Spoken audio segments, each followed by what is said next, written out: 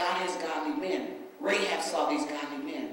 They weren't trying to do the same thing everybody else. They weren't talking the same. They were spying out the city. They were looking, how are we going to take this city? So she made this decision to be the sacrifice. She made the decision that she was going to deceive the king. She was going to deceive everybody. She was going to hide these men. And then she said, I'm cutting covenant with you. You got to know who you're cutting covenant with. And that's marriage. You got to know who you're cutting covenant with. Somebody trying to get married up in here. You got to know who you're cutting covenant with. And what is going to happen. What are you bringing to the table? What are they bringing to the table? She cut covenant. She said, when you come back, you have to get me and my family out. The same way I'm covering you, you got to cover me. That's marriage. I got you covered. You got me covered. I care more about you right now, covering you. But when you come back, you need to care about me. That's marriage. That's a happy marriage. When you care more about making him happy, and he cares more about making you happy, how can you lose? But when you're, oh, you got to buy me something, you got to take me somewhere, you got to give me this, you just a broke man. You're going to wake up, that broke man going to be gone. He going to be gone, and somebody else going to have him. So you have to watch what you're saying. You got to watch what you're speaking. Honey, I believe in you. I married you. I said for better, for worse. We're in this thing. We're going to work it out.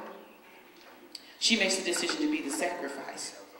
But God knows who she is. It wasn't a mistake that they went to the house of the harlot because everybody was calling her a worm. Everybody was saying she's trash. Everybody was saying she's a hooker. What y'all doing? Y'all so godly. What y'all doing over there with the hookers? What y'all doing over there in the bar? That's what they asked Jesus. What you doing over there? What you doing with the cussing fishermen? What are you doing over there? Building the church. Finding the church. Finding the lost. Redeeming the lost. I said in the Cover Girls book, when we used to live over on 4th Avenue on Lake Street, they used to be called the red light zone. And how, you know, you got a red light up in your window or whatever, that means come on in for business. Rehab throws out this red cord. And that cord means this is the way in and this is the way out. She used that cord to let them down off the wall. You talked about the price of scarlet and the sacrifice for the price of scarlet. That worm had to die. Its blood was transferred to a tree. They scraped the blood off of the tree and then they made red dye. So something had to die. Just like Jesus had to die. His blood taken off the cross for us. This is Rehab. She made a sacrifice. She made a decision. This was not a worm, but this was a butterfly.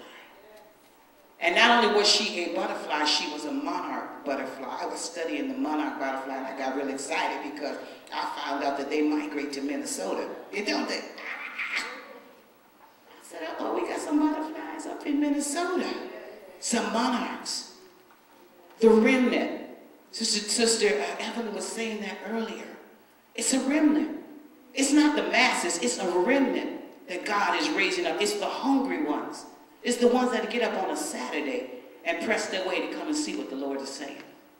Rather than I think I'm going to sleep in late or this is my day off. I'm going to come and see. I'm going to spend the day with God and see what God is saying.